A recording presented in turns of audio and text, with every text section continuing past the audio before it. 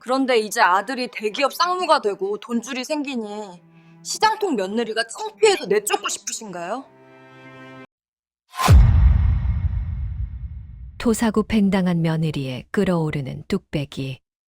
어머니, 제가 이 국밥집 주방에서 15년 동안 쏟은 땀방울이 어머니 눈에는 그저 값싼 고기 육수 정도로만 보이셨나 봅니다. 빚더미에 앉아 다 죽어가던 이 가게를 살려내려고 제 친정 엄마 유산까지 다 쏟아부었을 때 당신은 저를 세상에서 제일 귀한 복덩이라고 부르셨죠. 그런데 이제 아들이 대기업 상무가 되고 돈줄이 생기니 시장통 며느리가 창피해서 내쫓고 싶으신가요? 재벌가 딸이랑 새장가 보내면 당신 팔자가 금칠이라도 될 줄 아시나 본데 착각하지 마세요. 이 국밥 맛의 비결도 가게의 명의도 그리고 이 시장 사람들의 마음도 전부 저 정의의 것입니다. 당신이 내쫓으려던 그 무식한 며느리가 당신을 시작 바닥에서 어떻게 끌어내리는지 똑똑히 지켜보게 해드리겠습니다. 새벽 4시 찬 바람이 몰아치는 재래시장의 골목 끝자락. 옥천 국밥의 주방은 벌써 뿌연 수증기로 가득했습니다. 며느리 정희는 15년째 하루도 거르지 않고 무거운 가마솥을 지켰습니다. 남편 상철이 고시 공부를 한답시고 돈만 축내던 시절부터 시어머니 옥분 여사가 사채업자들에게 머리채를 잡히던 시절까지 정희는 잠자는 시간을 쪼개 국밥을 팔아 빚을 갚고 상처를 뒷바라지했습니다. 정희의 손은 뜨거운 국물에 데이고 칼에 베어 흉터가 가득했지만 그녀는 언젠가 남편이 성공하면 이 모든 고생이 보상받을 거라 믿었습니다. 드디어 상철이 대기업 상무로 파격 승진하던 날 정희는 잔치를 준비하려 했습니다. 하지만 돌아온 것은 축하의 말이 아닌 시어머니 옥분 여사의 차가운 멸시였습니다. 야, 너 이제 주방에서 나오지 마라. 상철이가 이제 상무다, 상무. 다음 주에 회장님 댁 막내딸이랑 선보기로 했어. 너 같은 시장통 여편네가 옆에 있으면 상철이 앞길 다 막힌다. 옥분 여사는 정희가 10년 넘게 일궈온 가게 금고에서 통장을 꺼내 던졌습니다. 여기 내가 그동안 일한 값 조금 챙겨 넣었으니까 이거 들고 당장 이 집에서 나가. 이혼 서류는 내일 상철이가 보낼 거다. 정희는 귀를 의심했습니다. 어머니, 제가 이 가게 살리려고 어떻게 살았는지 잊으셨어요? 상철 씨 뒷바라지 아니라 제 몸 망가지는 줄도 모르고 일했는데 어떻게 저를 이렇게 버리세요? 옥분 여사는 코웃음을 쳤습니다. 버리긴 누가 버려? 내가 내 발로 나가는 거지. 너랑 상철이는 애초에 급이 안 맞아. 상철이는 이제 금수저들이랑 놀 사람이야. 너 같은 생선 비린내 나는 며느리, 이제 지긋지긋하다. 옥분 여사는 정희의 짐가방을 가게 밖 길바닥으로 내던졌습니다. 상철 역시 마찬가지였습니다. 외제차 조수석에 앉아있던 상철은 창문만 살짝 내린 채 차갑게 말했습니다. 정희야, 엄마 말 들어. 나 이제 정말 큰일 해야 해. 너한테는 미안하지만 내 사회적 지위에 맞는 파트너가 필요해. 우리 합의 이혼으로 좋게 끝내자.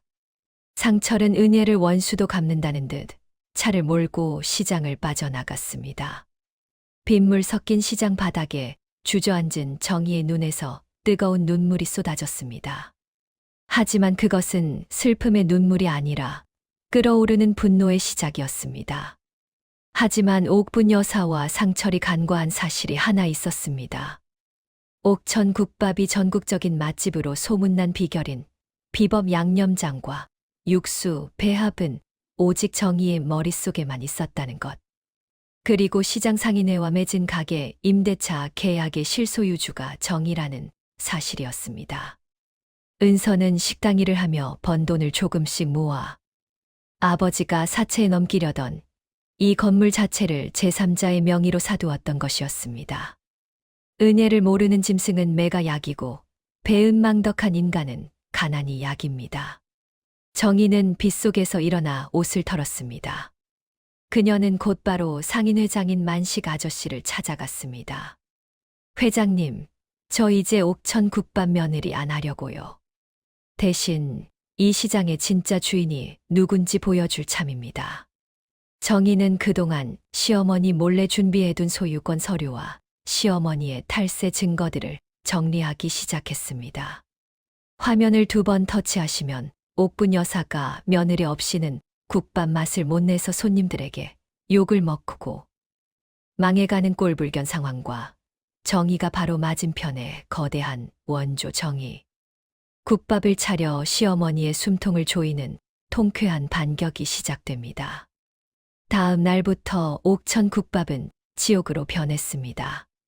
옥분 여사가 호기롭게 주방을 맡았지만 정의가 없으니 국물 맛은 짜고 고기는 잡내가 진동했습니다. 주인장 맛이 왜 이래? 고기가 고무 씹는 것 같네. 단골들의 항의가 쏟아졌지만 옥분 여사는 오히려 큰 소리를 쳤습니다. 먹기 싫으면 나가. 우리 아들이 상무야. 이까지 국밥 장사 안 해도 돼. 하지만 현실은 냉정했습니다. 매출은 반토막이 났고 상철의 승지. 축하연을 위해 예약했던 손님들까지 맛이 변했다며 예약을 취소하기 시작했습니다. 그때 옥천 국밥 바로 맞은편 건물에 커다란 현수막이 걸렸습니다. 진짜 맛의 주인, 며느리 정희가 돌아왔습니다. 정희의 뚝배기 그랜드 오픈. 정희는 깔끔한 유니폼을 입고 환한 미소로 손님들을 맞이했습니다. 옥천 국밥으로 향하던 달길들이 일제히 정희의 가게로 쏠렸습니다. 정희는 시장 상인들에게는 국밥을 단돈 3,000원에 제공하며 민심을 완전히 장악했습니다. 옥분 여사는 배가 아파 죽을 지경이었습니다. 전현이 감히 내 가게 코앞에 가게를 차려? 야, 너 당장 안 치워. 정희는 달려와 난동을 부리는 옥분 여사를 향해 차갑게 서류를 내밀었습니다. 어머니, 아니, 이제 김옥분 씨라고 불러야겠네요. 이 건물 주인도 저고 당신이 쓰고 있는 그 옥천 국밥 상표권도 제가 미리 등록해뒀어요. 내일부터 옥천이라는 이름 떼고 장사하세요. 안 그러면 무단 사용으로 고소할 테니까. 옥분 여사는 사색이 되었습니다. 뭐, 내가 건물 주라고. 내가 무슨 돈으로. 정희는 비웃으며 대답했습니다.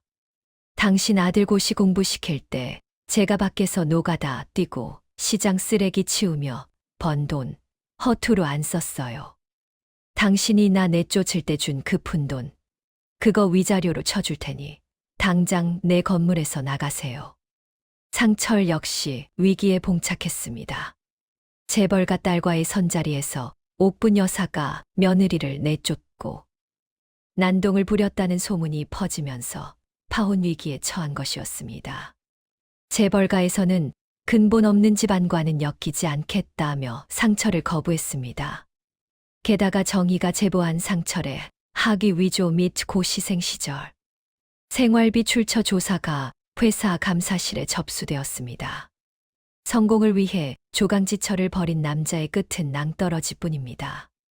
정희는 이제 상철의 숨통을 조이는 마지막 카드를 꺼냈습니다. 바로 상철이 상무 승진을 위해 로비를 벌였던 비자금 장부였습니다. 그 장부는 옥분 여사가 시장 상인들에게 고리로 돈을 빌려주며 작성했던 비밀 치부책에 적혀 있었죠.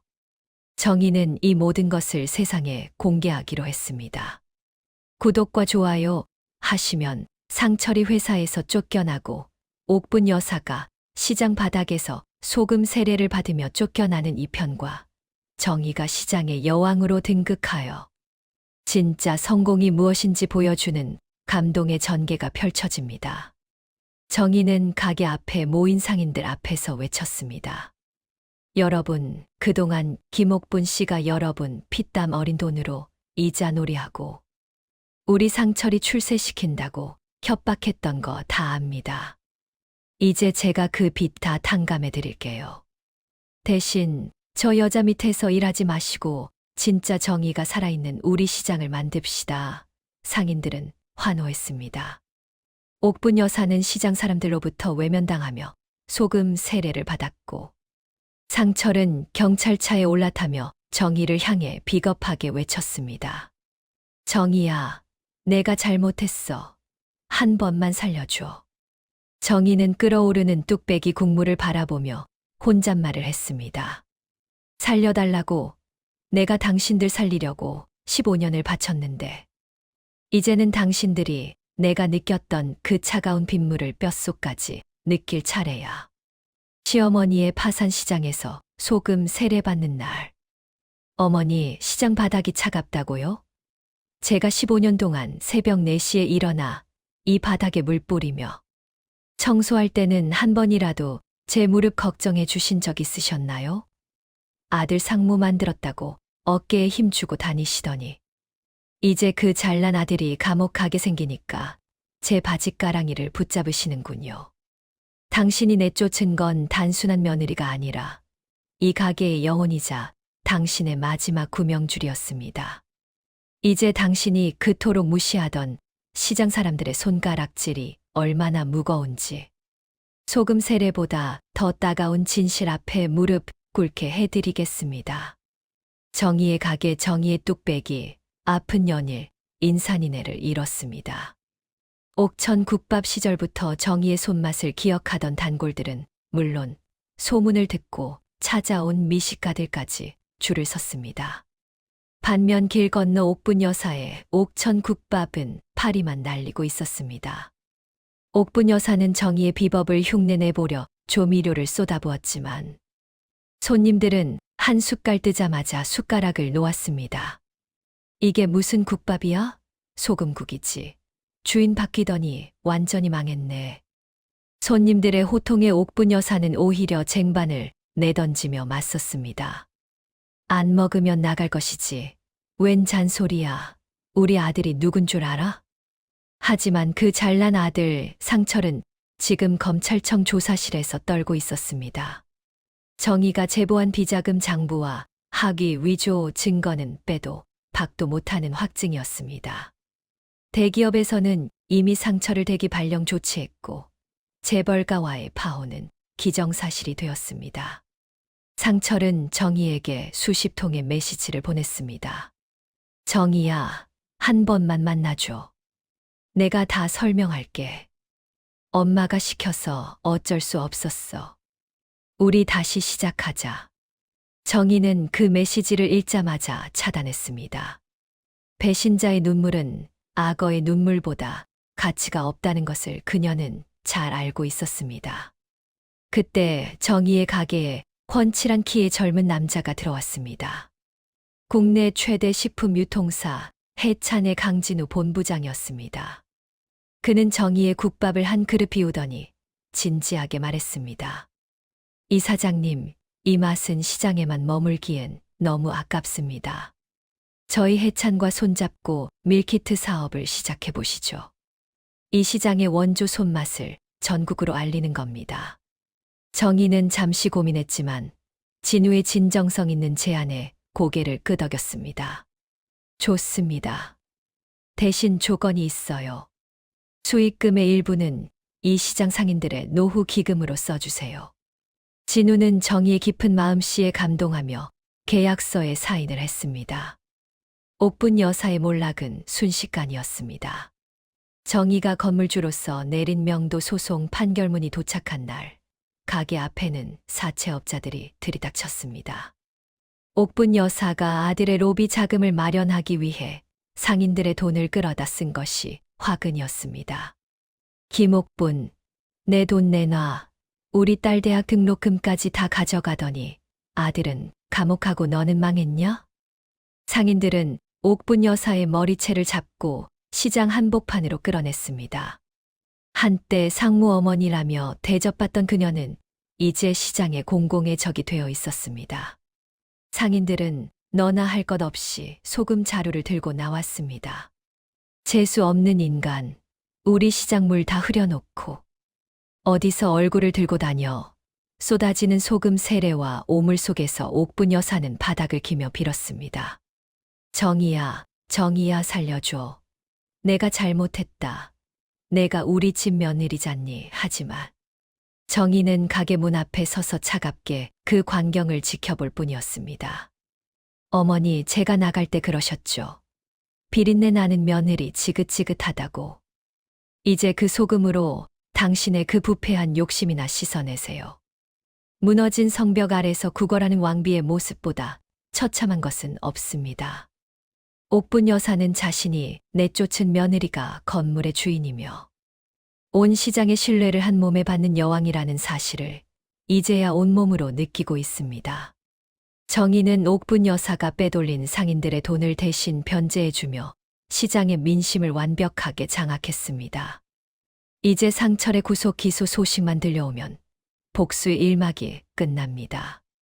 화면을 2번 터치하시면 상철이 수의를 입고 재판장에 들어서다 정희와 강진우 본부장이 다정하게 있는 모습을 보고 실성하는 장면과 옥분 여사가 시장 바닥에서 폐지를 줍는 신세로 전락하는 소름 돋는 반전이 공개됩니다. 구독과 좋아요 하시면 정희의 밀키트가 대박이 나며 전국적인 식품 재벌로 거듭나는 3편을 보실 수 있습니다. 며칠 뒤 상철의 최종 공판일이 다가왔습니다. 정희는 증인석에 서서 상철의 모든 비리를 조목조목 밝혔습니다. 피고인 상철은 고시생 시절부터 제명의의 카드로 유흥비를 결제했으며 상무 승진을 위해 회사의 기밀 정보를 경쟁사에 유출하려 한 정황이 있습니다. 정희가 내민 녹취록과 이메일 증거 앞에 상철의 변호인은 할 말을 잃었습니다. 판사는 상철에게 징역 5년의 실형을 선고했습니다. 법정을 나가던 상철은 정희의 옷자락을 붙잡으려 했지만 강진우 본부장이 그 앞을 가로막았습니다. 박상철 씨, 이제 그 더러운 손 치우시죠. 이 사장님은 이제 당신 같은 사람이 쳐다볼 수도 없는 분입니다. 정희는 법정 밖으로 나와 시원한 공기를 들이켰습니다. 15년 묵은 체증이 한 번에 내려가는 기분이었습니다. 하지만 그녀의 복수는 여기서 끝이 아니었습니다.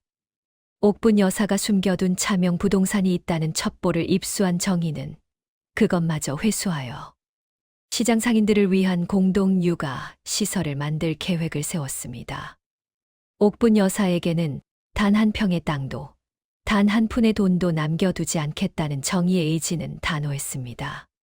시장은 이제 정희의 뚝배기를 중심으로 활기를 되찾았습니다. 정희는 매일 아침 상인들에게 따뜻한 국밥을 대접하며 그들의 고충을 들었습니다. 정희 씨, 아니 사장님. 정말 고마워요. 그 독한 노내옥군 여사 밑에서 우리가 얼마나 고생했는지 몰라. 상인들의 진심 어린 감사에 정희는 비로소 환한 미소를 지었습니다. 그녀의 손은 여전히 거칠고 흉터가 많았지만 그 손은 이제 남을 뒷바라지하는 손이 아니라 세상을 치유하는 손이 되어 있었습니다. 그날 밤 시장 구석진 골목에서 박스를 줍던 옥분 여사는 정희의 화려한 가게 간판을 보며 눈물을 흘렸습니다. 배가 고파 쓰레기통 옆에 버려진 굳은 떡을 주워 먹으려던 그녀 앞에 누군가 다가왔습니다. 바로 정희였습니다. 정희는 옥분 여사 앞에 김이 모락모락 나는 국밥 한 그릇을 놓아주었습니다. 먹으세요. 제가 어머니께 드리는 마지막 자비입니다. 이거 드시고 내일부터는 이 시장에 얼씬도 하지 마세요. 제 눈에 띄면 그땐 정말 법대로 할 테니까. 옥분 여사는 국밥을 허겁지겁 먹으며 통곡했습니다. 그 국밥에는 자신이 그토록 무시했던 며느리의 땀과 눈물, 그리고 거역할 수 없는 정의의 맛이 담겨 있었습니다. 가장 완벽한 복수는 적에게 내가 누리는 행복을 보여주는 것입니다. 정희는 이제 식품업계의 새로운 리더로 떠오르며 강진우 본부장과의 새로운 인연을 키워가고 있습니다. 한편 감옥에 갇힌 상철은 매일 정희의 이름만 부르며 벽을 긁고 있고 옥분 여사는 시장 밖 변두리 요양원으로 쫓겨날 위기에 처했습니다. 구독과 좋아요 하시면 정의의 국밥이 세계로 뻗어나가는 K푸드의 주역이 되는 3편과 상철이 출소 후 정의의 집 앞에서 노숙하다 처참하게 쫓겨나는 사이다 4편을 보실 수 있습니다. 정의는 강진우 본부장과 함께 시장 입구에 세워진 자신의 동상을 보며 다짐했습니다. 어머니, 상철 씨. 당신들이 내뱉었던 그 비린내가 사실은 가장 정직한 삶의 냄새였다는 걸. 제가 전 세계에 증명해 보일게요. 정의의 눈에는 이제 과거의 슬픔 대신 미래를 향한 강인한 의지가 불타고 있었습니다. 며느리의 반란은 이제 거대한 성공의 서사로 바뀌고 있었습니다. 비자금 추격 전 시어머니의 마지막 은신처를 털어라. 어머니, 시장 바닥에서 폐지를 주우며 연명하시는 모습이 참으로 애처롭습니다. 하지만 그 낡은 손수레 밑에 숨겨둔 통장 뭉치와 금괴들은 전혀 애처롭지 않더군요. 당신은 아들이 감옥에 가고 며느리가 쫓겨나는 와중에도 자기 배만 불릴 궁리를 하셨죠. 시장 상인들의 피눈물을 모아 만든 그 비상금이 당신의 노후를 지켜줄 거라 믿으셨나요? 착각하지 마세요. 당신이 숨긴 그 마지막 10원 한 장까지 제가 전부 찾아내어 당신이 멸시했던 저 가난한 상인들의 품으로 돌려줄 겁니다. 당신에게 남을 것은 금괴가 아니라 평생을 짊어지고 가야 할 배은망덕의 낙인뿐입니다. 정의는 강진우 본부장의 도움으로 옥분 여사의 자금 흐름을 끈질기게 추적했습니다. 옥분 여사는 겉으로는 파산한 척 연기하며 시장 구석에서 폐지를 줍고 있었지만 사실 그녀에게는 시장 상인들 몰래 빼돌린 차명 부동산과 거액의 비자금이 숨겨져 있다는 제보가 잇따랐습니다. 정의는 옥분 여사가 매일 밤 낡은 손수레를 끌고 향하는 허름한 무허가 건물을 주목했습니다. 그곳은 옥분 여사가 30년 전 처음 시장에 들어왔을 때 샀던 작은 창고였습니다. 어느 날 밤 정의는 잠복 끝에 창고로 숨어든 옥분 여사를 급습했습니다. 당황한 옥분 여사는 바닥에 깔린 낡은 장판 밑을 온몸으로 가로막았습니다. 이년아, 여기가 어디라고 들어와. 당장 나가. 하지만 정의는 차가운 눈빛으로 장판을 걷어냈습니다. 그곳에는 옥분 여사가 평생을 바쳐 시장 상인들에게 고리로 돈을 빌려주고 뺏은 땅 문서들과 현금 다발, 그리고 누렇게 변한 금괴들이 가득했습니다. 어머니, 이게 다 뭔가요? 상인들 돈 떼먹고 아들 뒷바라지 한다며 우는 소리 하더니 뒤로는 이런 짓을 하고 계셨어요. 정의의 물음에 옥분 여사는 도끼 어린 눈으로 소리쳤습니다. 이건 내 피 같은 돈이야. 내가 어떻게 모은 돈인데. 상철이 나오면 다시 시작할 미천이라고. 정의는 그 자리에서 경찰과 세무조사관을 불렀습니다. 옥분 여사가 숨겨둔 재산은 모두 압류되었고 그녀가 상인들에게 저지른 불법 고리대금업의 전말이 만천하에 공개되었습니다. 시장은 다시 한번 발칵 뒤집혔습니다.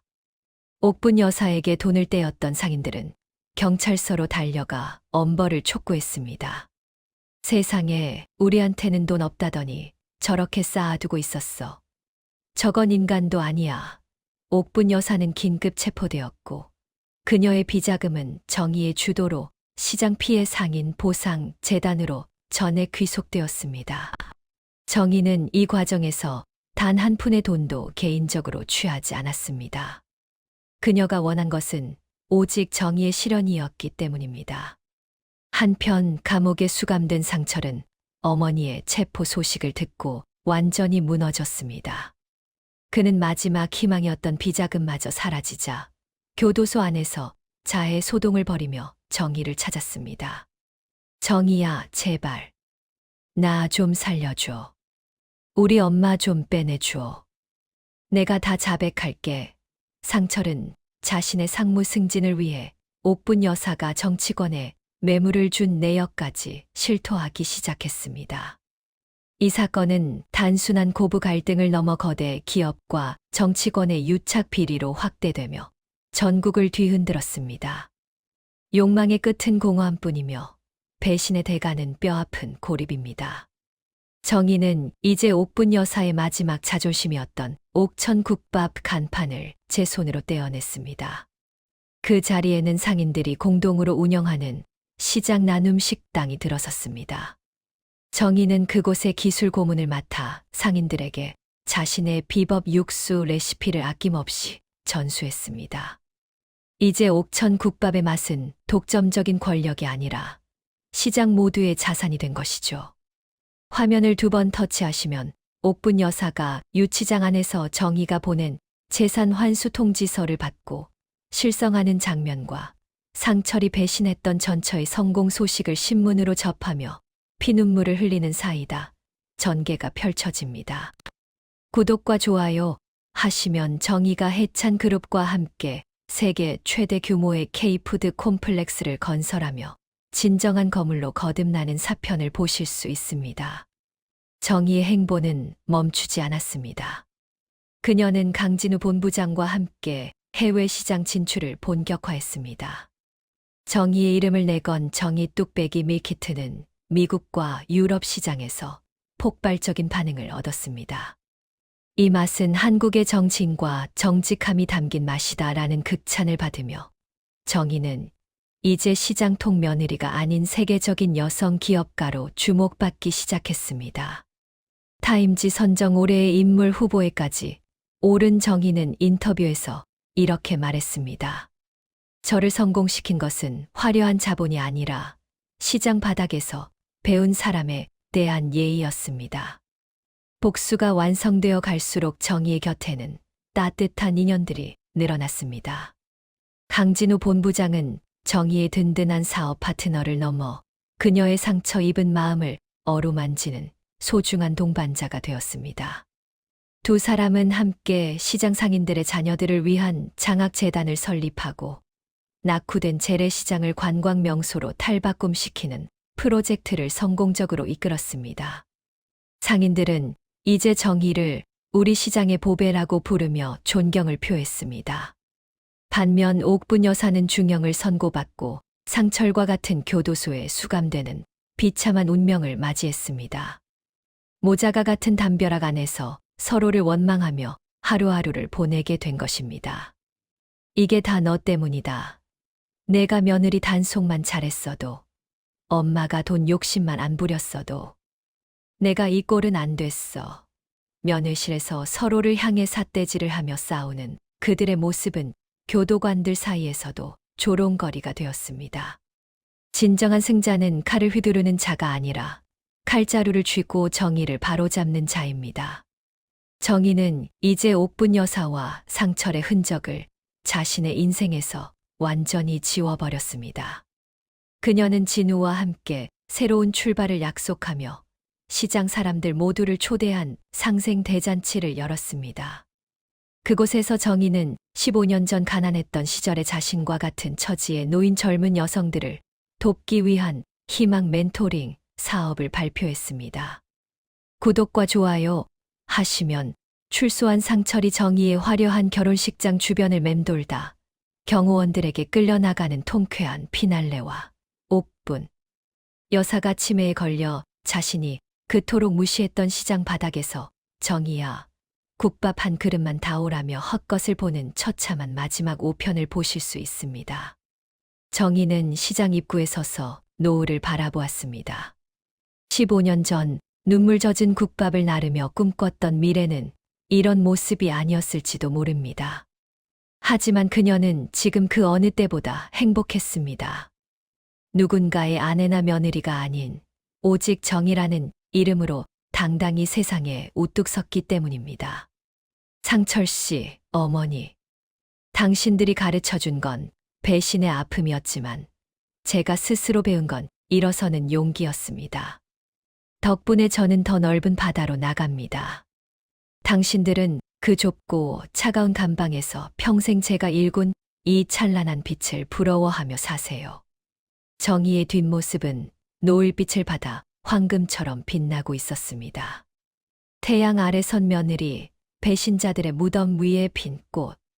상철 씨, 당신이 감옥 창살 너머로 매일같이 내 이름을 부르며 참회의 눈물을 흘린다는 소식을 들었습니다.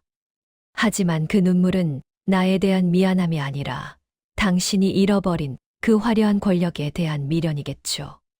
당신이 나를 시장 바닥으로 내동댕이 쳤을 때 나는 그 차가운 아스팔트 위에서 다짐했습니다. 다시는 당신 같은 인간들에게 내 인생을 도둑맞지 않겠다고요. 이제 당신이 그토록 오르고 싶어 했던 그 높은 곳은 나의 무대가 되었고, 당신은 내가 일궈낸 이 거대한 제국의 가장 비천한 구경꾼이 되었습니다. 당신이 무시했던 그 국밥 냄새가 이제는 전 세계인의 입맛을 사로잡는 가장 고귀한 향기가 되었다는 사실을 평생 감옥의 악취 속에서 곱씹으며 사세요. 국가적인 비리로 번진 옥분 여사 뇌물 및 고리대금 사건의 여파로 상철은 추가 기소되어 형량이 대폭 늘어났습니다. 징역 10년. 청춘을 다 바쳐 얻어낸 상무라는 타이틀은 범죄자의 낙인으로 바뀌었고, 그가 꿈꾸던 재벌가와의 결합은커녕 이제는 사회에서 영원히 격리될 처지가 되었습니다. 상철은 교도소 내에서도 조강지쳐 버린 파렴치 안으로 찍혀 수감자들에게조차 인간 이하의 대접을 받으며 하루하루를 지옥 속에서 보냈습니다. 한편 정의는 대한민국 식품업계의 지형을 바꾸고 있었습니다.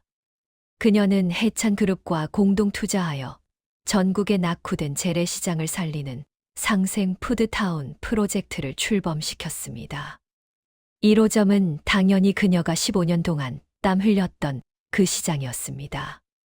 정의는 시장 입구에 자신의 이름을 딴 대형 플래그십 스토어를 열었고, 그곳은 오픈 첫날부터 수만 명의 인파가 몰려들며 지역 경제의 심장이 되었습니다. 정의는 이제 더 이상 시장통 며느리가 아니라 수천 명의 직원을 거느린 정의 F&B의 회장이었습니다. 그녀의 성공 뒤에는 강진우 본부장의 헌신적인 사랑이 있었습니다. 진우는 정의가 비즈니스에만 집중할 수 있도록 법적, 행정적 문제를 완벽하게 처리해 주었을 뿐만 아니라 그녀가 과거의 상처로 밤잠을 설칠 때마다 묵묵히 곁을 지켜주었습니다. 두 사람은 비즈니스 파트너를 넘어 서로의 영혼을 이해하는 가장 깊은 동반자가 되었습니다. 정의는 진우를 보며 처음으로 사랑받는 여자의 행복이 무엇인지 깨닫고 있었습니다. 정의의 복수는 이제 가해자들의 정신적 파멸로 향했습니다. 그녀는 옥분 여사가 수감된 교도소에 정기적으로 자신의 성공 소식이 담긴 잡지와 신문들을 기부했습니다. 옥분 여사는 매일 아침 신문 일면에 실린 며느리의 당당한 사진을 보며 발광했습니다. 이건 다 내 돈이야. 전현이 내 돈으로 호강하는 거라고.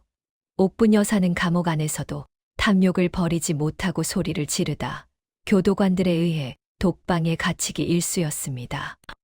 그녀가 그토록 중요하게 여겼던 돈과 체면이 이제는 그녀를 미치게 만드는 가장 잔인한 고문 도구가 된 것입니다.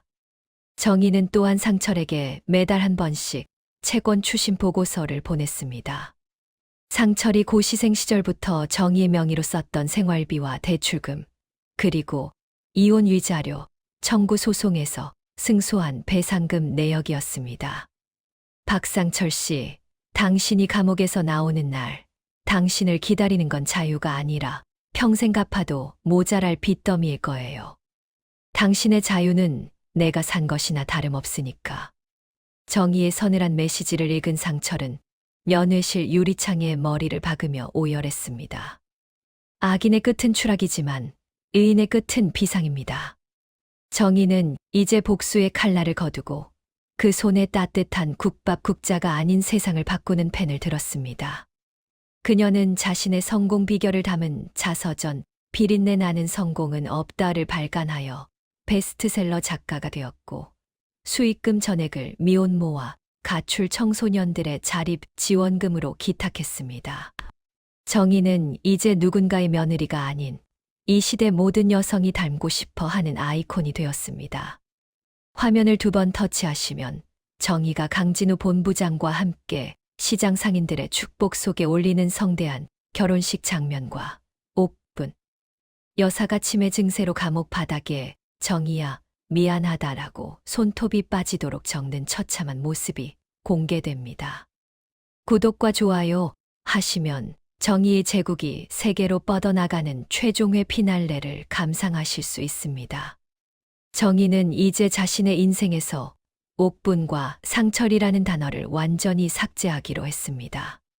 그녀는 시장 상인회와 함께 시장의 이름을 희망시장으로 개칭하고 매년 정기적으로 열리는 정의 국밥 축제를 개최하여 수익금을 지역사회에 환원했습니다. 시장 사람들은 이제 그녀를 보며 15년 전에 가련한 며느리를 떠올리지 않았습니다. 그들은 자신들의 삶을 구원해 준 위대한 리더 한정희를 보며 희망을 노래했습니다. 어느 날 오후 정희는 진우와 함께 어린 시절 자신이 살던 낡은 동네를 찾았습니다. 그곳은 이제 재개발이 확정되어 철거를 앞두고 있었습니다. 정희는 자신이 살던 작은 방을 보며 진우에게 말했습니다. 진우 씨, 저기서 울면서 국밥 육수를 내던 그 어린 정희에게 말해주고 싶어요. 조금만 더 버티라고. 너의 진심이 결국 세상을 이길 거라고요. 진우는 정희의 어깨를 감싸 안으며 대답했습니다. 그 진심이 저를 움직였고 세상을 움직였어요. 이제 정희 씨 곁엔 제가 있을게요. 다시는 울지 않게. 한편 상철은 교도소 내 사고로 다리를 다쳐 평생 장애를 안고 살아가게 되었습니다. 그는 병상에 누워 정희와 진우의 결혼 소식을 뉴스로 접했습니다. 화려한 예식장에서 세상에서 가장 행복하게 웃고 있는 정희의 모습은 상철에게 사형 선고보다 더 큰 고통이었습니다. 그는 자신이 버린 것이 단순히 여자가 아니라 자신의 인생 그 자체였음을 뒤늦게 깨달았습니다. 하지만 버스는 이미 떠났고 그에게 남은 것은 차가운 병실의 천장뿐이었습니다. 가장 화려한 복수는 내가 그들보다 수만 배 더 행복해지는 것입니다. 정희는 이제 진우와의 사이에서 예쁜 아이를 얻어 자신이 못다 받은 사랑을 아낌없이 쏟으며 살아가고 있습니다. 그녀의 아이는 시장 상인들 모두의 손주가 되어 사랑 속에 자라나고 있죠. 반면 옥분 여사는 요양병원으로 이송되었지만 그곳에서도 매일같이 국밥집 며느리 데려와 라고 소리를 지르며 주변 사람들의 눈총을 받고 있습니다. 구독과 좋아요 하시면 정희의 아이가 자라나 엄마의 가업을 이어받아 세계 최고의 셰프가 되는 감동의 에필로그와 배은망덕한 자들의 비참한 최후를 끝으로 대단원의 막을 내리는 최종회 5편을 보실 수 있습니다. 정희는 다시 주방에 섰습니다. 이번엔 남을 위한 희생이 아니라 사랑하는 가족과 이웃을 위한 기쁨의 요리였습니다. 가마솥에서 끓어오르는 육수 냄새는 더 이상 비린내가 아니었습니다. 그것은 끈기 있게 버텨온 자만이 맡을 수 있는 향기로운 승리의 냄새였습니다. 어머니, 상철 씨. 당신들이 내게 준 고통은 나를 태우는 불꽃이 아니라 나를 단련시키는 용광로였습니다. 덕분에 나는 깨지지 않는 단단한 사람이 되었고 이제 그 온기로 세상을 데우려 합니다. 당신들은 그 차가운 어둠 속에 영원히 갇혀 계세요. 나는 이제 눈부신 태양 아래로 나갑니다. 정희는 국자를 내려놓고 진우의 손을 잡았습니다. 두 사람 앞에는 끝없이 펼쳐진 비단길이 놓여 있었습니다. 국밥집 여왕의 찬가, 영원히 식지 않는 뚝배기. 어머니, 그리고 상철 씨. 오늘 저는 이 시장의 가장 높은 곳에서 당신들이 그토록 무시했던 국밥집 며느리가 아닌 수만 명의 삶을 책임지는 기업가로서 마지막 인사를 드립니다. 당신들이 내쫓은 것은 한 명의 여자가 아니라 당신들 인생에 찾아온 마지막 축복이었다는 것을 이제는 아시겠지요. 당신들이 차가운 감방에서 서로를 탓하며 늙어갈 동안 저는 당신들이 버린 그 비린내, 나는 진심을 모아 세상에서 가장 향기로운 성공의 꽃을 피웠습니다. 이제 이 시장에서 당신들의 이름은 영원히 지워질 것이며 오직 정직하게 땀 흘린 사람들의 웃음소리만이 가득할 것입니다. 이것이 제가 당신들에게 주는 가장 화끈하고도 서글픈 마지막 사이다입니다. 태양이 눈부시게 내리쬐는 서울의 한 현대화된 재래시장.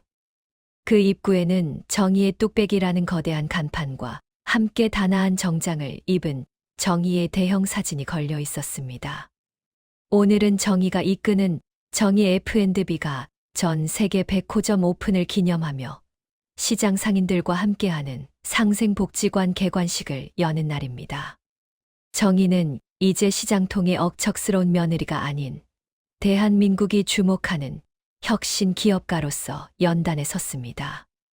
여러분, 저는 15년 전 이 바닥에서 눈물 젖은 국밥을 나르던 사람이었습니다. 저를 일으켜 세운 것은 화려한 자본이 아니라 저기 계신 생선 가게 할머니, 쌀집 아저씨들이 건네주신 따뜻한 격려 한마디였습니다. 오늘 이 복지관은 제 성공의 전유물이 아니라 우리 시장 식구들 모두의 땀방울이 모인 결실입니다. 정의의 진심 어린 연설의 시장 상인들은 너나 할 것 없이 손수건을 꺼내 눈물을 닦았습니다. 상인회장 만식 씨는 정의의 손을 꼭 잡으며 말했습니다. 정의야, 아니 회장님. 고마워요. 그 독한 노네옥군 여사 밑에서 우리를 구해준 것도 모자라 이렇게 우리를 위해 주니. 정말 고마워. 정의의 곁에는 이제 그녀의 남편이자 영원한 조력자인 강진우 본부장이 늠름하게 서 있었습니다. 진우는 정의의 어깨를 감싸 안으며 미소 지었습니다. 정의 씨, 아니 이제 우리 아내님.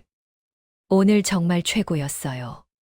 상철 씨와 옥분 여사가 이 모습을 봤어야 하는데 말이죠. 정의는 평온한 미소를 지었습니다. 그들은 이미 보고 있을 거예요. 제가 매일 아침 그들의 교도소로 저희 재단의 사회 공헌 보고서를 보내고 있거든요. 자신들이 짓밟았던 진심이 어떻게 세상을 바꾸고 있는지 매일 똑똑히 지켜보게 해야죠. 옥분 여사의 최후는 처참했습니다. 그녀는 감옥 안에서도 내 돈 내놔 라고 소리를 지르다 결국 극심한 치매 증세로 형 집행 정지를 받아 요양병원으로 이송되었습니다. 하지만 그녀가 그토록 무시했던 이 시장 사람들의 돈으로 운영되는 복지재단에서 그녀의 병원비를 대고 있다는 사실은 아이러니한 복수였습니다.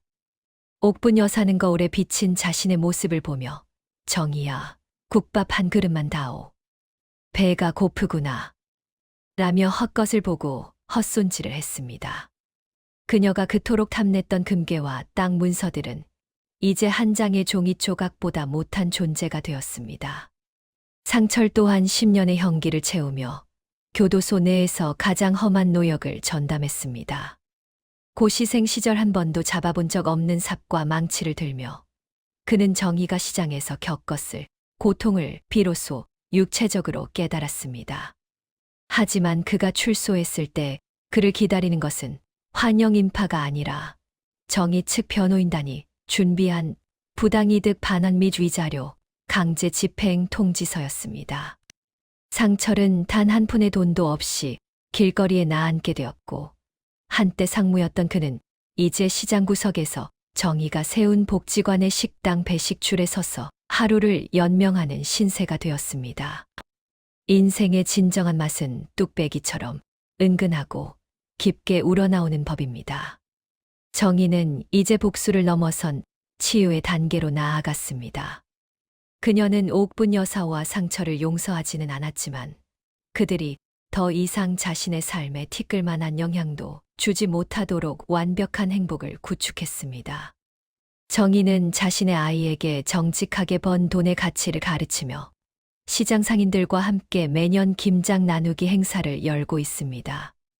화면을 2번 터치하시면 정의가 세계적인 셰프들과 함께 국밥의 세계화를 선포하는 웅장한 장면과 상철이 출소 후 정의의 화려한 사옥 앞에서 비참하게 눈물을 흘리며 지나가는 에필로그가 공개됩니다. 구독과 좋아요 하시면 조강지처의 위대한 반란, 그 감동의 대단원을 영원히 소장하실 수 있습니다. 정의는 이제 식품 기업의 회장을 넘어 재래시장 활성화 위원회 의장으로서 정부와 협력하여 전국의 시장을 살리는 프로젝트를 지휘하고 있습니다. 그녀의 성공 모델은 정의식 상생 경영이라는 이름으로 대학 교재에도 실리게 되었습니다. 정의는 강연장에서 학생들에게 항상 이렇게 말합니다. 가장 맛있는 음식은 비싼 재료로 만드는 것이 아니라 그 음식을 먹을 사람을 생각하는 마음으로 만드는 것입니다. 배신은 잠깐의 이익을 주지만 진심은 영원한 성공을 줍니다. 어느덧 해가 지고 시장에 노을이 깔렸습니다. 정희는 진우와 함께 시장의 작은 국밥집에 앉았습니다. 이제는 자신이 주인인 거창한 가게가 아닌 평생 동료였던 아주머니가 운영하는 소박한 가게였습니다. 아이고, 우리 정희 회장님 오셨네. 여기 뜨끈한 국밥 한 그릇 먹고 가. 아주머니가 내민 뚝배기에서는 구수한 육수 냄새가 올라왔습니다. 정희는 국물을 한 숟갈 뜨며 깊은 숨을 내뱉었습니다. 아주머니, 역시 이 맛이에요. 제가 15년 동안 지키고 싶었던 게 바로 이 맛이었거든요. 시장 골목길을 걸어 나오며 정희는 진우의 손을 더 꽉 잡았습니다. 멀리서 들려오는 상인들의 웃음소리와 활기찬 흥정소리는 정희에게 그 어떤 오케스트라보다 아름다운 음악이었습니다. 그녀는 더 이상 쫓겨나 울던 며느리가 아니었습니다. 그녀는 이 시장의 심장이자 스스로 왕관을 써올린 이 시대의 진정한 여왕이었습니다. 진우 씨, 고마워요. 저를 정희라는 이름으로 다시 살게 해줘서. 진우는 정희의 이마에 입을 맞추며 대답했습니다. 아니요. 당신이 스스로 일어난 거예요. 나는 그저 당신이 비추는 빛을 따라온 것뿐입니다. 두 사람의 그림자가 시장 골목의 노을 속으로 길게 이어졌습니다. 며느리의 반란은 끝났고 이제 위대한 여왕의 전설이 시작되고 있었습니다. 이상으로 국밥집 며느리의 반란 시어머니를 시장에서 퇴출하기 대단원의 막을 내립니다. 배신과 역경을 딛고 국밥 한 그릇에 담긴 진심으로 세상을 제패한 정의의 이야기가 독자님께 뜨거운 사이다와 가슴 뭉클한 감동을 드렸기를 바랍니다. 구독과 좋아요 하시면 다음 주부터 시작될 소름 돋는 신작 평생을 바쳐 키운 아들이 의사가 되자마자 엄마의 식당을 강제로 팔아치우고 부잣집 딸과 결혼하려다 사실 그 식당 부지가 재개발 1순위 지역이며 엄마가 그 일대 땅을 모두 소유한 진짜 땅 부자였다는 사실을 알게 되는 의사 아들의 배신, 시장 엄마의 거대한 반격을 가장 먼저 만나보실 수 있습니다. 시청해 주셔서 감사합니다.